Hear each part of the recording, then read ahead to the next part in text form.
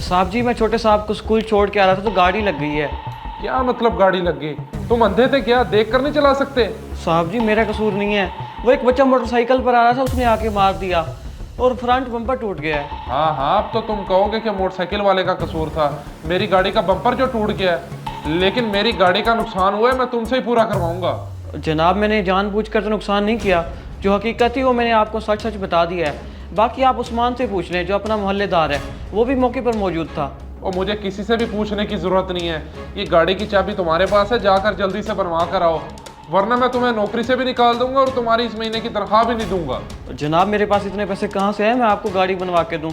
मैं तो गरीब बंदा हूँ। चलो ठीक है, फिर चाबी इधर दो, और आज के बाद इधर आने की जरूरत नहीं है, जाओ यहाँ से।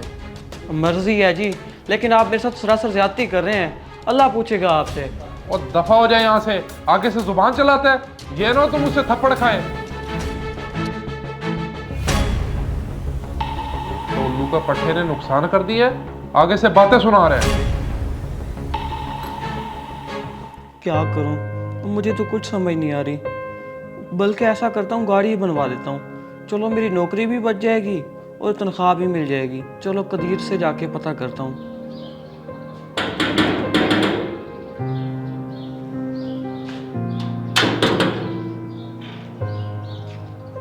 जी तकवीम, कैसे आना हुआ? कदीर भाई बड़ी मजबूरी में आया हूँ आपके पास। वो दरअसल मैं अपने छोटे साहब को स्कूल से छोड़कर वापस आ रहा था, तो गाड़ी का एक्सीडेंट हो गया और बम्पर टूट गया।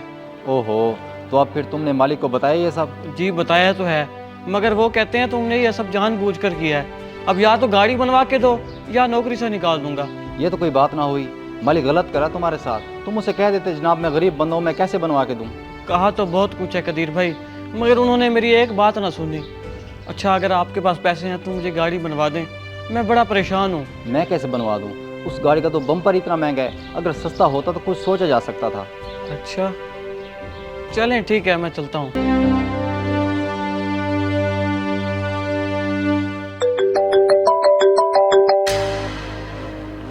हाँ छोटे, हुक्म कर। भाई ये भी सही चाचू की कॉल आई थी घर, और वो बता रहे हैं हमारी गंदम को आग लग गई है। क्या गंदुम जल गई? और तेरा दिमाग तो ठीक है? पता नहीं भाई, कहते हैं कोई बिजली की तार गिरी थी और उसकी वजह से हमारी सारी गंदम जल गई है। ओहो यार, ये तो बहुत बड़ा नुकसान हो गया हमारा। अल्लाह ने पता नहीं कौन से गुनाह की सजा दी है हमें, और अब मैं किसे कहूँ कि ये तुम्हारा कसूर है। मिनटों के अंदर लाखों रुपए का नुकसान हो गया। देखा जाए तो मैंने भी अपने गरीब मुलाजिम के साथ बहुत गलत किया है। जो भी होता है रब की तरफ से ही होता है, इसमें इंसान तो कुछ नहीं कर सकता। क्यों ना उसको नौकरी पर दोबारा रख लूँ। अभी कॉल करता हूँ।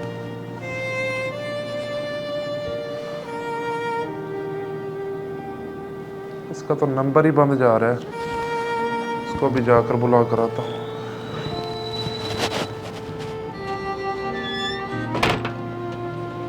खैर है भाई, आप अभी तो नौकरी पर गए थे और वापस भी आ गए।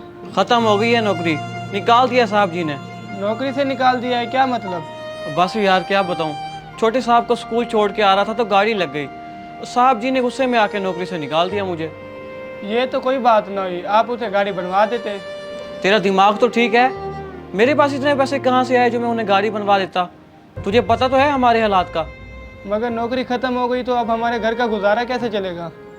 तू परेशान ना हो, अल्लाह अगर एक दर बंद करता है तो दूसरा खोल देता है। तू जा पानी पिला मुझे।